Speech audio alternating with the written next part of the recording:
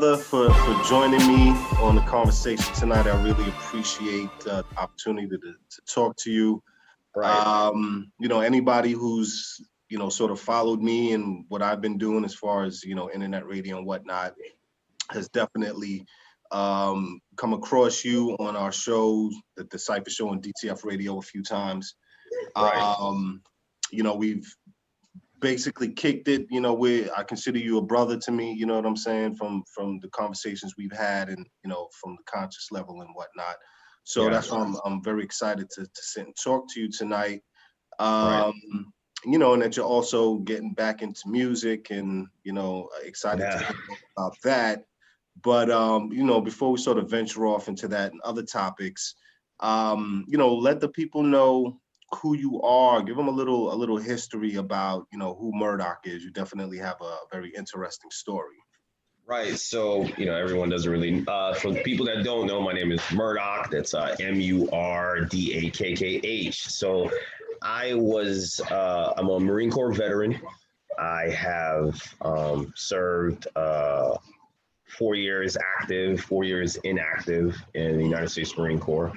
And I have been in media. I'm a videographer as well and an audio engineer. And then that's kind of probably where a lot of my later success in my career has come from. Soundtracking stories for journalistic groups on right or left wing parties. I've soundtracked for different groups. Mm-hmm. So in 2012, I released my first album, which was Anakin Seed, episode 1. Mm-hmm. And the title, of course, is Anakin Seed. So that's Darth Vader's son, which is, Luke. So my name is Luke, Luke Escarpeta, So I'm from Belize, Central America. I was born in Belize and I moved to the Bronx, New York at the age of 5. Mm-hmm. And from there, I stayed about 10 years in the Bronx, still 15. And then I went to Teaneck, New Jersey, which I resided majority of my time, even after I came back from the Marine Corps. And recently, as of 2 years ago, I have moved back home to Belize, Central America, because I'm getting close to 40 and I just want to relax, man. And I did not know what was really about to happen with COVID. I left America August of 2019, really. And COVID came that fall, that winter into the springtime, right? And so I'm very fortunate that I was able to get home to help my parents, take care of my parents, because they're both 80 years old. God bless their soul. I love them. They're alive. So got an opportunity to really be able to see them. Haven't seen them in 15 years like that since I've been busy in the States. So I am home, and for I've always been a Belize artist, but it just feels so much better living home now and being able to represent my country 100% from home and try to not only better my music, but also pass the knowledge on that I've learned to the artists here in Belize, the younger kids, the younger generation, and hope that one of them may be able to do what I set out to do in the past, which was and what Shine has set out to do in the past and became to bring a light upon the country, Right. And I see now, you mentioned Shine, he has been elected to the Belizean Senate? He's been elected to the House of Representatives here in Belize, which is an amazing thing. His party, his father was the Prime Minister, Dean Barrow. And now the UDP party did not win, but the PUP won. But it's still for Shine to be there, overcoming everything, being deported back to America because of the incident with Puffy. He came back home, and I always say this, I can't get mad with somebody when they come home and they do what they got to do. He was a young man. He was very young when the situation happened. And I truly believe he got taken advantage of in this situation when he was that young. but he came home and he's fought very hard to earn the respect of his people back, and he did that, and they voted him into the House, and so I'm very excited for him, and it's a great story to show that no matter what is going on in the world, you can change and you can still make an impact to the people that you care most about. Yeah, it's definitely a great thing. So congrats to him. When we were talking about, setting the show up, you had mentioned that it's been about 4 or 5 years since you've actually done music. So yes. What sort of sparked that interest again? What got you back into it?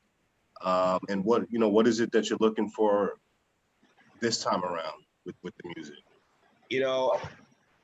I've always been one of those artists that I'm not the typical rapper. I'm a very polite. I don't wear heavy chains, and right. I'll be honest with you, man.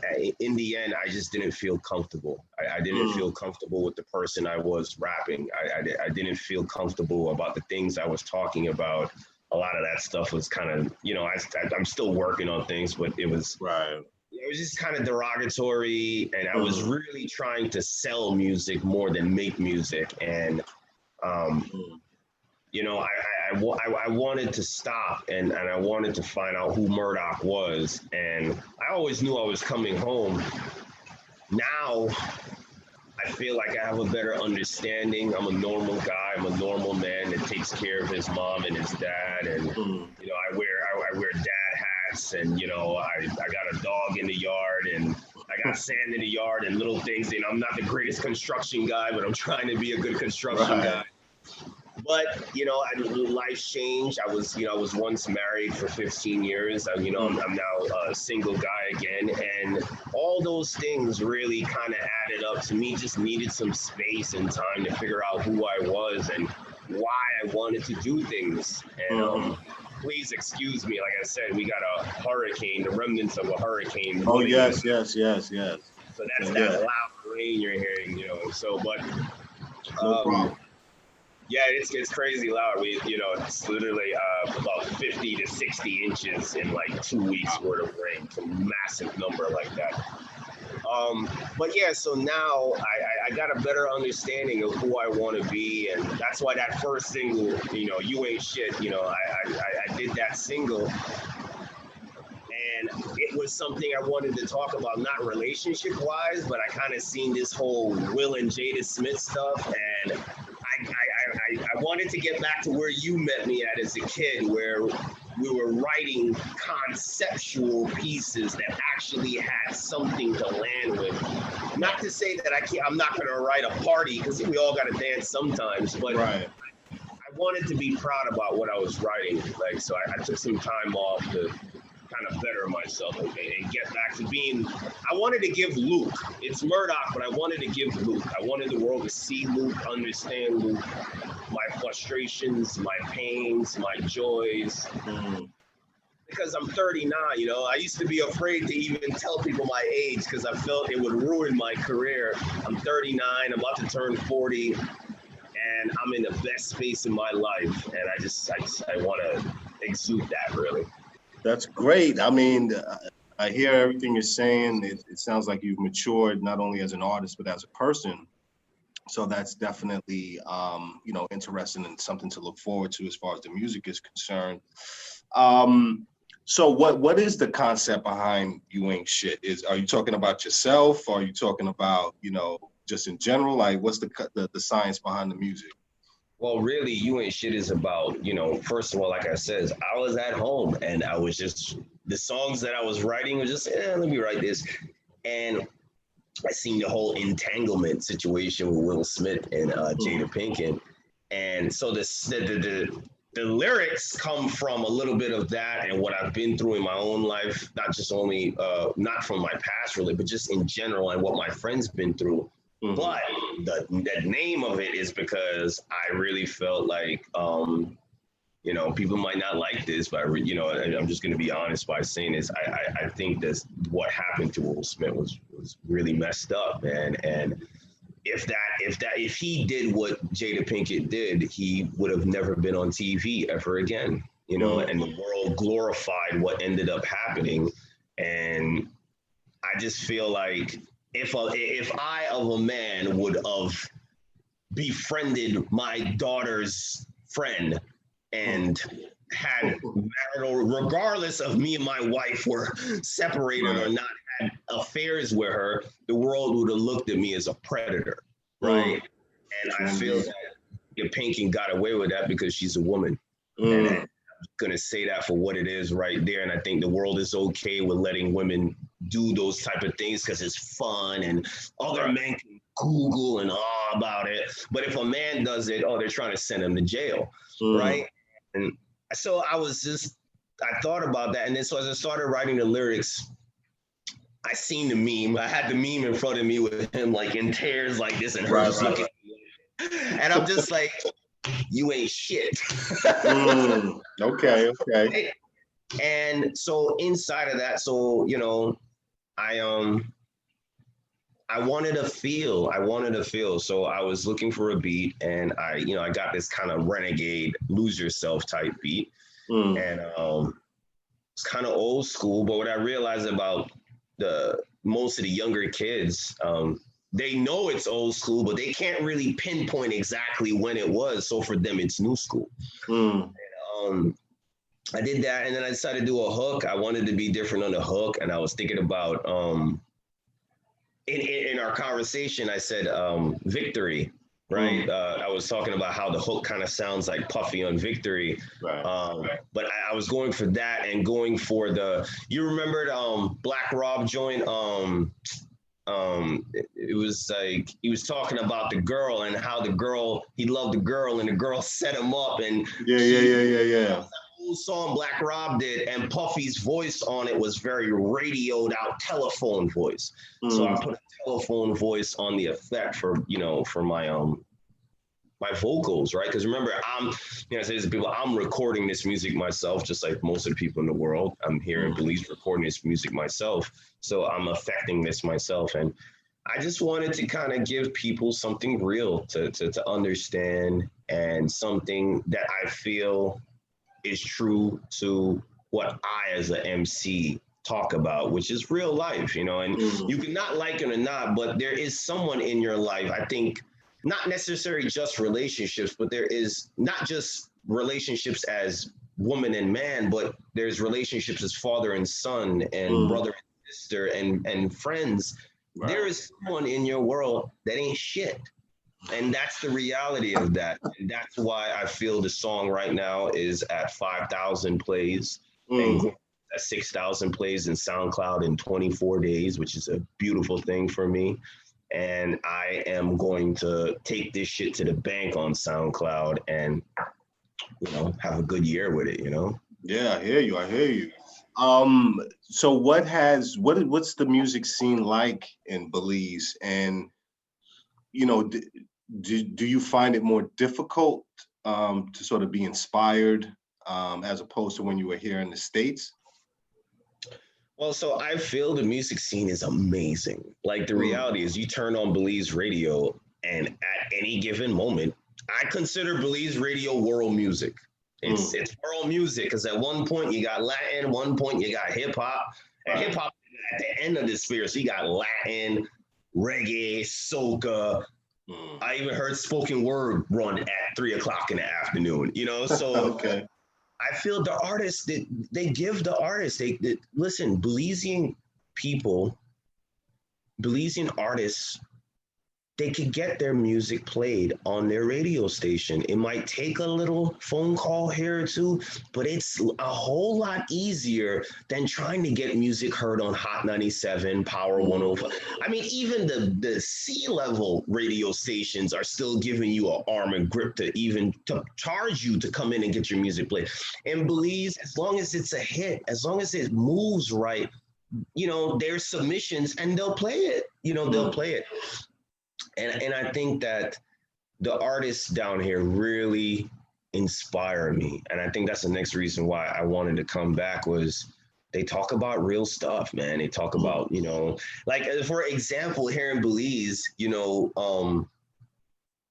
every commercial, to me, for what I've been noticing, every commercial for like Benny's, the hardware store, for Marab, the store that slash Ashley's Furniture, Mm-hmm. for politicians, there's a song for everything. For COVID, there's a song. There is a song for everything. Right, Everything right.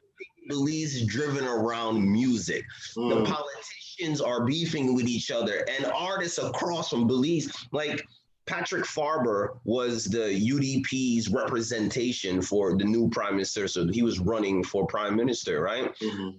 Patrick Farber got Shensia to do her edit to her song so he could play on the radio about voting for Patrick Farber. And that's Wow. what I'm talking about. It's like it's in the result of saying if Lil Uzi Vert just jumped on stage and wrote a song for Barack, and Barack actually played it through his campaign. Right. So the artists are so amazing, and I think that in truly the Belizean artists and the Belizean people really, they gave me something coming home, just watching how life can be difficult, but they still get up every single day and they give it their best. And that motivation is, Mm. it's untouchable, really, I hear you. Um, so what type of, given your experience in music and whatnot, and we spoke a little bit about this when we were talking about the show. What sort of jewels have you been able to give to the artists down in Belize that they may not have been aware of? And you had mentioned also utilizing SoundCloud um, fully, and it really, the way the platform is now, it really could benefit an artist. So did you sort of bring that sort of ideology to the artists, or were they already aware of that? Well, it's definitely something I brought from America. Mm-hmm. Because in Belize, the main portal that they use is YouTube. So Mm-hmm. because Spotify, unless you have a VPN, you're not getting Spotify, Mm-hmm. right? So it's not in the region like that. So you have to understand most of the music that the Belizean people are listening to are coming from the radio station or YouTube Mm-hmm. or SoundCloud. So SoundCloud will be like tier 2 to tier 3. But after that, yeah, there's some podcast things that they might use, like Stitcher. Some of them might listen to stuff on Stitcher. Mm-hmm. But, you know, the people don't have $9.99 a month to pay for Apple Music. Some people do, but majority of people don't. And I kind of like that in a way, man, because I was like, man, especially during COVID, Mm-hmm. people are struggling. Here, take the Right. music for free, man. Just take it, listen to it, enjoy it. You want to share it, share it. But I don't feel like charging people for stuff during a pandemic that's crippling the planet. And I frown upon anybody right now. If you're, if you're really just focusing on charging people right now, it just shows that you're losing money and it's not working out. Mm-hmm. But SoundCloud, yes. So all right, so SoundCloud for me is probably right around YouTube payment scale. Mm-hmm. So if you would say that Tidal is at the top, the dollar something threshold per stream, SoundCloud is closer to the bottom with YouTube, where Spotify and then Apple hang somewhere in the middle. Mm-hmm. But what I say to artists, most artists put their music out on Spotify and Apple and Deezer and all these stuff, but they have no way to promote it, and they don't know any way of promoting it but just junking their Facebook feed with please Right. listen, please listen, please listen. Right. SoundCloud has a developed system right on the website. You go on SoundCloud, you upload your song, and then it says, do you want to try the pro plan? When you click that screen, one says you're on free, the next middle says try pro, then the back screen said the next third tier says repost, SoundCloud repost. SoundCloud bought Repost Network and turned it into Repost. So Repost Network is a place where you could have monetized as a third party, monetize your SoundCloud plays so that you could start to getting paid from it. Mm-hmm. So SoundCloud ended up seeing like, nah, man, this is, this company's working. Let's purchase this and add this to our portal. Mm-hmm. Repost Network already has something called a SoundCloud Planner. Now, this is where it's getting deeper.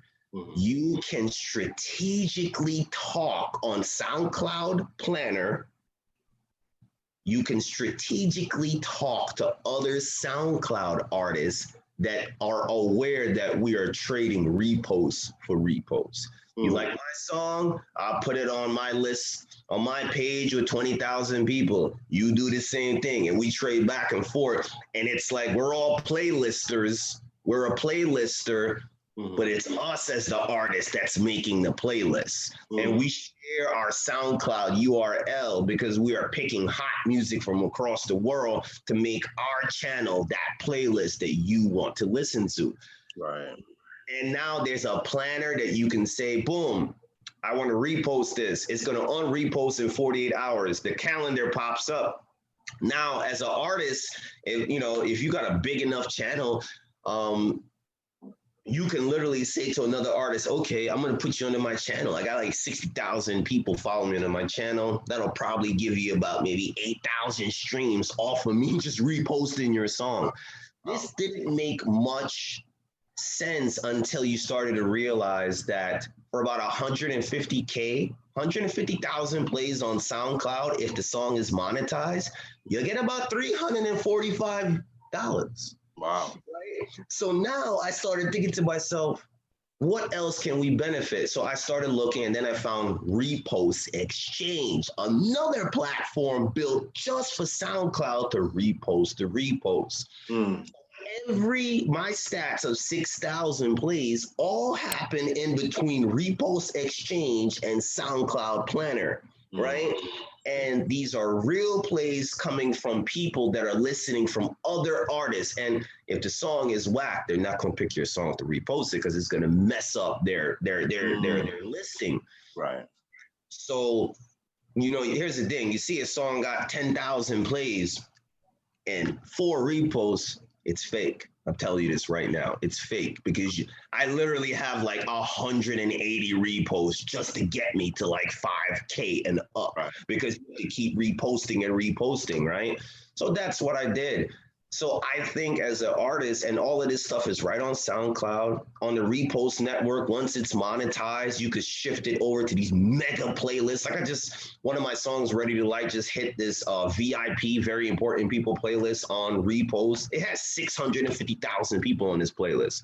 Boom, my song is there now. So there is tier levels that you can do, plus SoundCloud will distribute for you, help you monetize your SoundCloud and still put the music on Apple. Right. And I think that's something pretty amazing. Yeah, that definitely, because here there's that stigma, you're a SoundCloud rapper, you know what I mean? People tend to look down on that, but from what you're saying, it's a platform definitely that has a lot of potential for artists to use to get their name and their music out there. So that's definitely a good thing. So what actually, I'm curious, what's, as far as music wise, what's like really hot right now out in Belize that they're listening to? Man, I'll be honest with you. And this is just me being straight honest. Now that I'm back in writing mode, I'm not listening to anybody right now. I'm just like locked in. I'm probably listening now. There is a couple people. One of my friends, Meek, M-I-K-A, I think it's Mika. He's a talented young artist here in Ladyville, and I listen to his music. He's not booming around the world, nothing like that, but he's super talented, and I listen to his music. There was an artist that was very talented, but unfortunately, he got murdered a month or 2 ago. That was Mr. Program. Program was a very awesome, young, talented artist that when I first came to Belize, I right in front of U-Mall, he was selling his CDs, and he asked me to buy a CD from him. We started talking about playlists and everything, and I had a record that I wanted to send to him that he was going to work on, but unfortunately, through street violence and I won't go into too much details of how it happened for respect of his family, but he lost his life, and but he was talented. He was so talented, he was like a Sean Paul that could rap. He was very, very talented. besides that, I'm kind of old schoolish in a way, so I still like to listen to my old school music. So not old school as in 20 years ago, but as Right. maybe 4 or 5 years ago. So I still listen to Tanya Carter, and some of her music and stuff like that. But yeah, right now I'm listening to old Murdakkh and Billy Joel right now. That's what I'm doing right now. Why Billy Joel? Because I feel that Billy Joel probably was 20 to 30 years ahead of his time. Come on, man. You look at the time frame he came out, he was singing and dancing, he had choreography. He was like Chris Brown. You really want to think about it. At his time, Billy Joel was like Chris Brown. He was dancing, Okay. moving, shaking. And for a white brother, he was out there, Right, I right. remember that song, Longest Time. And I listened Mm, to Longest Time. I'm like, oh man, you see how they're moving. And then, he had these classic songs. And I just feel like it was about the music. Billy Joel's about giving you good music, and he was soulful. And it's exciting to listen to him right now. And I just want my music to be exciting to listen to. So I'm kind of zooming in on Billy Joel right now. okay, okay. That's interesting. So what I'm curious also about this. What do the folks in Belize think about what's happening in our country over here in the States? Well, first of all, I think really more because here in Belize, listen, you come to Belize right now. I'm gonna let you know right now. You gotta take a PCT test. You gotta take a test to come to Belize. If you Mm, are coronavirus positive, you're gonna be quarantined for 14 days. mm, But you're gonna come to Belize. You're gonna put a mask on because they don't play that. You're gonna put a mask on, or you're gonna pay a $5,000 fine, and they're happy to take the fine from you anyway because I'm sure. right. So it's like in front of every one of our stores, there's someone with from from basically saying a regular sanitizer to a Hmm. bucket with soap water. Mm, So you is not entering no store until you sanitize or wash your hands, really? Okay. Wow. and that's countrywide, Mm, right? So I feel like a lot of people watch what's happening in America, and listen. It, for Belizeans too, the coronavirus is causing a lot of issues with unemployment mm, and the borders being shut, so certain food products are not making their way in.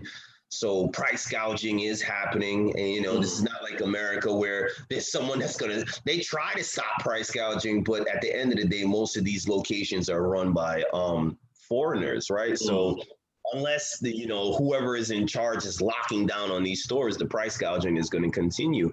Right. So I feel like we're frustrated just like everyone else, but we just can't really seem to understand why people in America don't want to wear a mask. And it is just a flat out thing. Yes, I get it. I'm American too. I got a U.S. citizenship. I was born, but I was in the military, so I get the whole theory about we're American and we need to be proud. But I feel like that pride is literally killing. It's destroying us as destroying the people, the American people, because at the end of the day,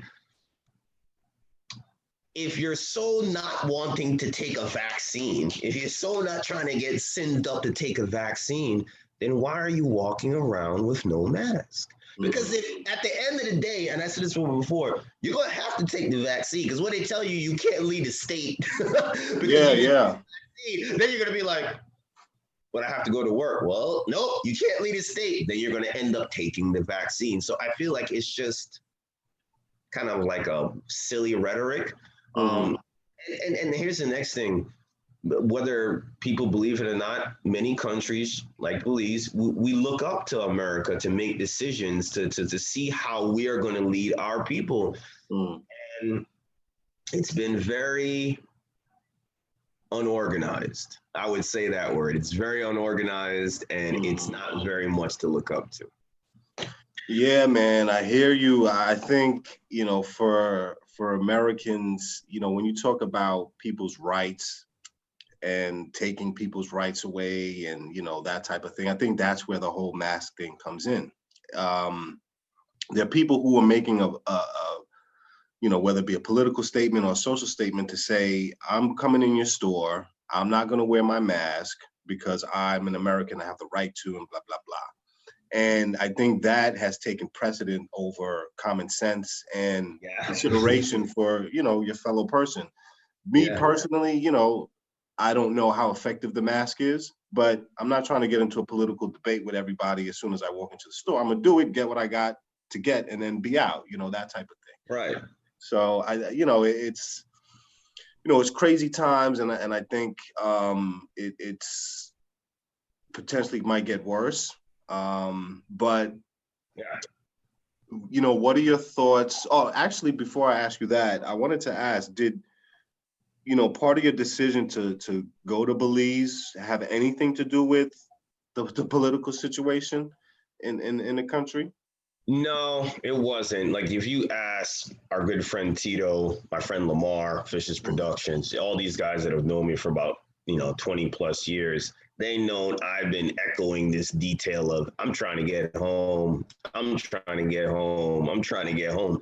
And that was really because, like I said, Legacy, man, I haven't seen my parents before coming home. It was like 17 years since last time I seen my mom and my dad. And that bothered me. My grandmother passed away in like 2016, 2017, and I wasn't there. And that bothered me. It bothered me that they were getting older and they might not recognize me, whether between illness or just life in a few years. And I felt empty in a way. Like, I felt really empty in a way. And I was in the country and I was working as hard as I could. And I started thinking about, what am I doing? I got a house at home. I have my little land that I have at home. What am I really doing here? Why am I here? But I was still married at the time. So of course I had to kind of take care of responsibility as a husband to take care of what was going on. But even my ex-wife at the time, she knew that I wanted to go home. And so in the end, when me and her mutually decided to kind of split up, she told me, she was like, go home. Go home, man. You've always wanted to go home. Go home. You got your house. Don't worry about nothing. You served in the military. We were married 15 years. You did what you have to do. Go home and go relax. And I decided to come home. I got rid of my place. I was Airbnb around just to see how I felt to Airbnb around and live in different places for like 3 to 4 months, which is kind of cool. And I said, let me come home. Let me say, because I'll be honest with you, man. It saves me money. It saves me money. Like, real talk. I can make. Someone in the United States can make $3,000 a month, but they're only going to really save about $150 out of that. I don't know much people in the U.S. that are saving $500 a month, so that's not happening. So because where I live at, I'm not paying anything for anything. I can make $490 US a month and spend 100 of that and still save more than someone that made 4,000 for the month. And I love that, man. The way I've gained weight, my happiness is better. My curls are looking even better than before. And it's the way of life, man. I wanted to be happy. And then I also, for people like my friends, including you, I wanted to go home and develop something that, shit, man, if I'm living happy, well, then maybe the rest of my friends could come down here and live happy with me too if they want to. Right? So it was really about, they always say, and I don't mean this in any terms, but the people that run the world, they want you to come to America to come into the system so they could leave America and go buy your land in your house, in your country. And now they're in your country living like foreigners and you're in America slaving away. And I just felt like it's this, so I'm staying, and real talk. When you get on the plane to come to Belize and you get off, you see the seats, there's like, if the plane has 250 seats, there's probably like 15 Black people on that plane. The rest is just foreigners. So to me, that was the sign. Why am I somewhere when everybody else is at my home? I hear Why you. am I here when everyone is dying to come to live and buy land in my home? I hear you. I hear you. And that, yeah, that was it, man. And I'm glad you brought up, the concept of happiness, because I think particularly for artists, you tend to struggle with happiness because you have this dream and this ambition to be an artist and to do things, but then you also have real life and work and all that type of stuff. So when you made that decision to be happy, to go back home, as you said, was there any fear there to you're going to be leaving one way of life to go to another? Yeah. Listen, man, as my friends know, I grew up in America.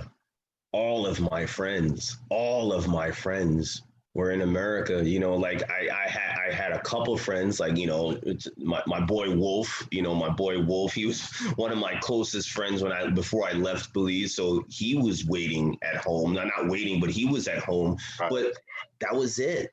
That was it. I went home and I said hi to Wolf, and I went by my friend Chip's shop, my friend Chippo's shop, and I drank beers on Friday nights with them.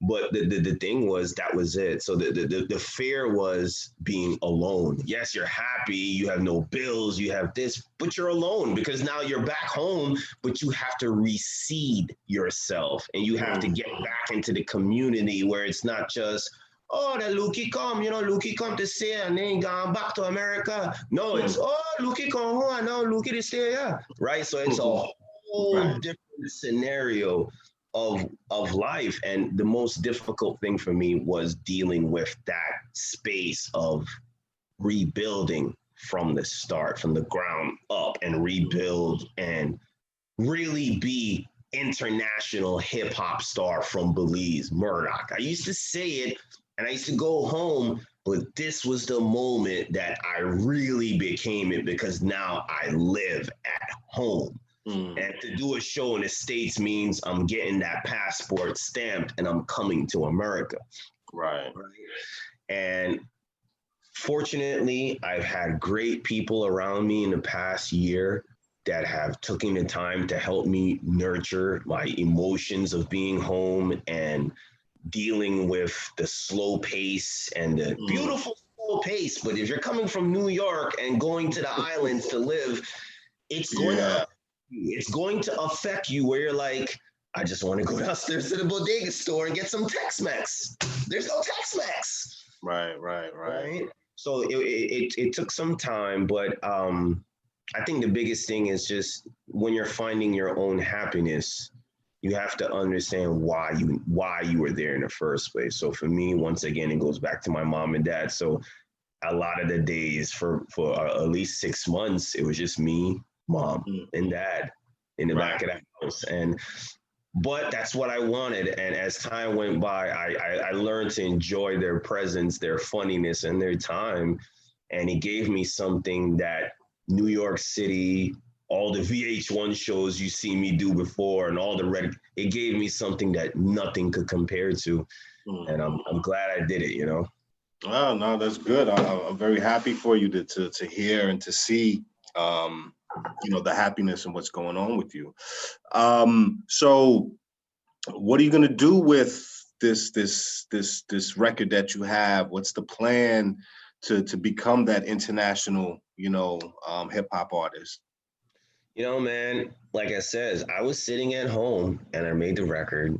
I threw it up on YouTube. I went onto Adobe Photoshop. I made a cover and everything like that. And I didn't know it was going to do this. I didn't. I didn't know that it was going to resolve with people that way. And it happened. And when it happened, I just kind of got lost for words. I was just like, wait, we're at 1K in a week. Oh, that's nice. And then all of a sudden, wait, we're at 3K in a week and a half. Oh, wait, what's happening right now?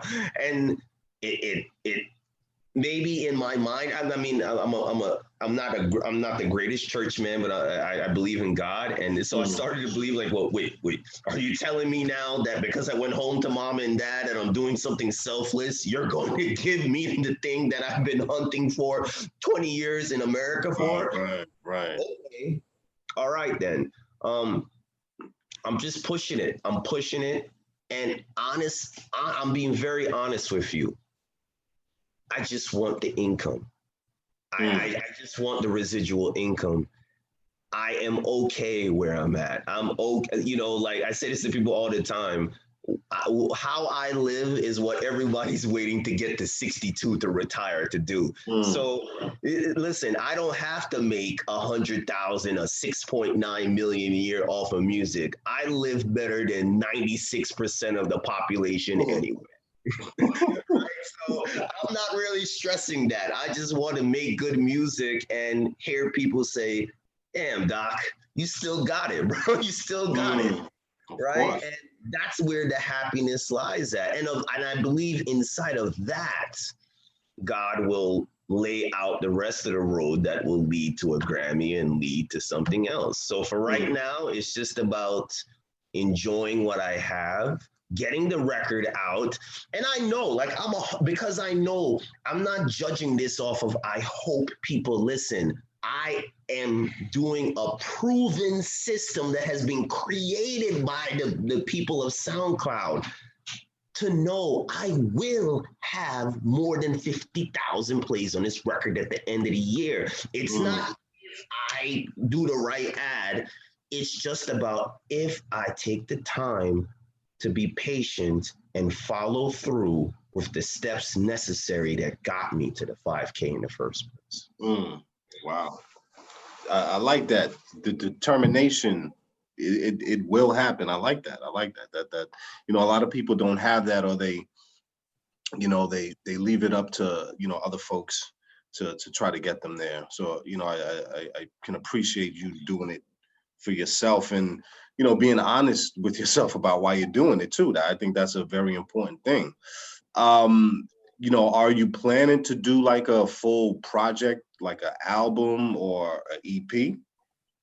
I feel right now it's going to be an EP for now, because the other songs, they're nice, they're dope, but you know, there's like 4 or 5 of them I got right now that I'm just sitting on right now, and I'm like, and then there were like 2 songs from before that I had on SoundCloud that never really went anywhere because at the moment I created them, I stopped music right after that. So, you know, I'm not like, you know, someone to say, oh, but they're old. They're not old to me. You know, it took Trey Songz 2 years to get Just Gonna Make It for him to blow. You know, they're not old to me. And it's not the point about whether or not they're old. It's the point, are they monetized yet? And if they're not monetized yet, then I'm going to get them monetized and I'm going to make money off of them. So it's straight small business tactics all the way, right? Right. But I feel coming up, I was talking to my lady friend, and she invoked me to say that, you know, maybe you should try African beats. You know, we're both Belizeans, and, you know, you should try African beats. And that is something culturally that will be able to resonate here, and you can still do hip hop on top of that. So the album that I want to do will definitely be a mixture of African beats, probably more African beats with hip hop. And of course, I'm going to have a boom bap on it, because once again, I grew up in the Bronx, and you can't have a hip hop album without a boom bap on it, right? Right. Yeah, but that, you know, I got great guys, man. You know, my friend Adam Warner, he's a huge country star now out in Nashville, Tennessee. You know, when I go to Tennessee to see him just completely take over the area, I get a chance to meet other great artists and stuff like that. So there's some people that I have spoken to that want to play a part with me. And I think right now I'm going to give out an EP probably in the next 3 months, probably next 3 months, I'm going to give an EP. I just released Enter the Flames like 4 days ago. Right. And just being honest, I was so shocked with the first release. I was like, oh, well, here, take this next one. This was hot too. Take that. Let me see how you guys like that one. Right. But yeah, so we'll do the EP in the springtime. Mm-hmm. And then I'm definitely coming up to the US to do some shows and just I miss performing, man. You know, like I miss, you know, there was places in Philly I would perform at and in Stanhope, PA, and in the Clash Bar in Clifton, New Jersey. You know, it sounds weird, but I miss being on stage and I'm a tall guy and I'm 6'4.5". So, but I miss jumping. I miss getting on stage, leaping, you know, just leaping up in the air and just hearing I'll go, oh, he's gonna hit his head, and I just go, nope, I didn't hit it, right? So I miss that. I miss, you know, COVID took that away from me in a way. So I'm excited to go back out and, you know, shake hands and kiss babies. Hey, well, speaking of kissing babies and shaking hands, what do you think about, you know, this latest quote unquote election with Sleepy Joe Biden and you know, Donald Trump? What's your vibe on that? So here's my real talk, right? You know, people might like it, not like it. I really don't care, really. Donald Trump, for the majority of his life, was a Democrat. And he got on TV and said if he was going to run to be president, he would choose the Republican Party because they're, and I'm not saying they are, he said they're slow, right? That's what he said. That's what he said. So I you know, listen, man, I believe it's as simple as this. Everybody grab your popcorn because the puppet show is about to begin. And it is what it is. And I'll be honest with you, I think he was set there to destroy the Republican Party. People think it's around, but if you look at it right now, the Republican Party is more divided than they've ever been. Right. And as long as he's alive, he's planning to run for president again in 4 years. So all the Republicans that say, no, he's the great. Yeah, he is the greatest, but George Bush said that Joe Biden won. So there still is 20% of people, Republicans, that like George Bush and want things to go back to where George Bush was. So the party is divided.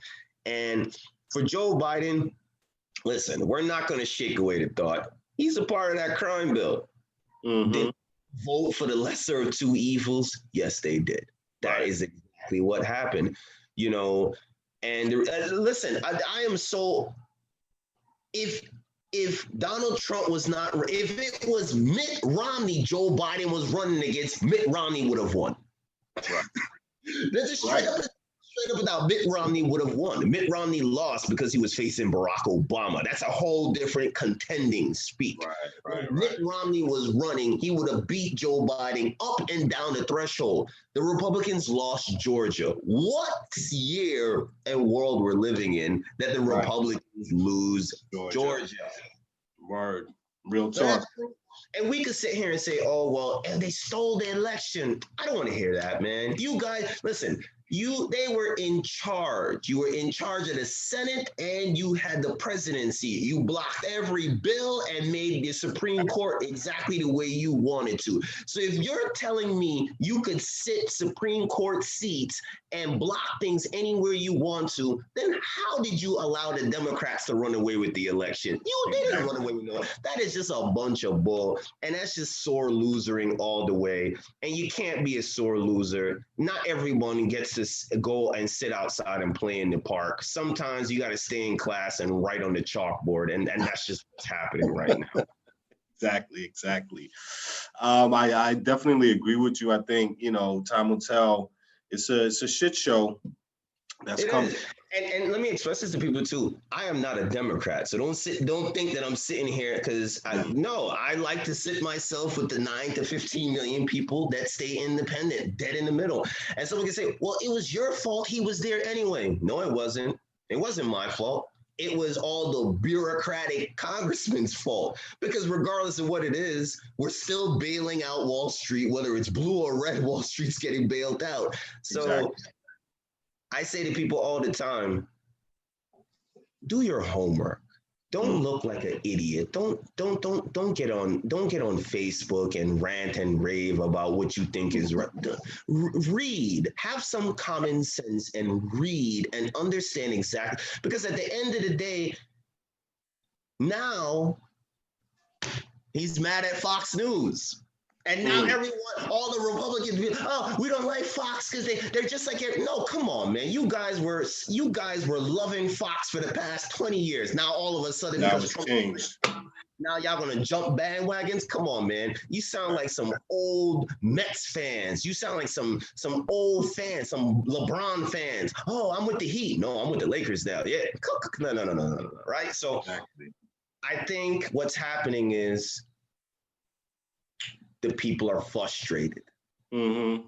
He got picked because there was swamp to drain. There was swamp to drain.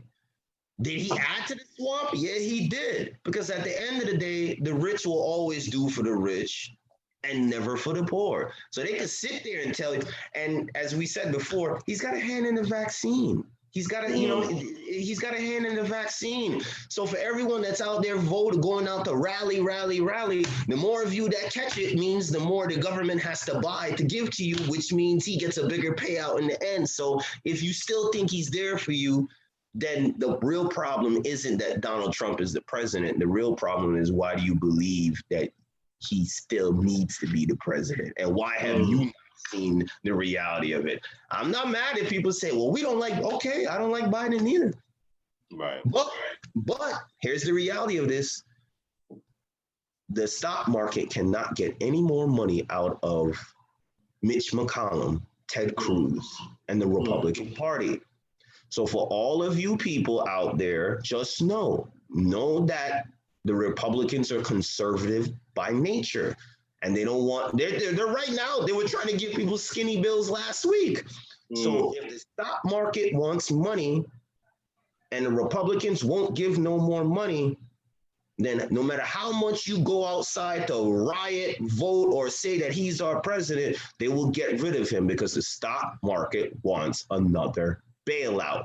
The airline industry needs a bailout, and they want a big bailout. And they know that Joe Biden, Nancy Pelosi, and this majority close to filibuster House of Representatives and Senate is going to give them 2 to 3 more bills. And if you're smart, you'll bet on that. And if you're not, then you'll bet on Trump still being the president after the legal affairs happen. Right. Well, we are yet to see what will happen, but I definitely agree with you. It'll be interesting. It will be. Yes, sir. But I definitely want to thank you, brother, for sitting down with me and talking about, life and, your new project coming out and the move to Belize and everything. Where can people hear the project or hear the record and follow you and all that? Let them know all about that. Man, so you can definitely go to my SoundCloud. You can get to my SoundCloud straight from the URL, www.soundcloud.com/Murdakkh, Murdakkh. You can go to my Instagram, Murdakkh, Murdakkh, at Murdakkh, and click the link in the bio, and you can get it. And I definitely want people to go just listen to it, man. Just listen to it, and if you like it, share it. If it's the thing for you, share it. If it's not, check out some other songs.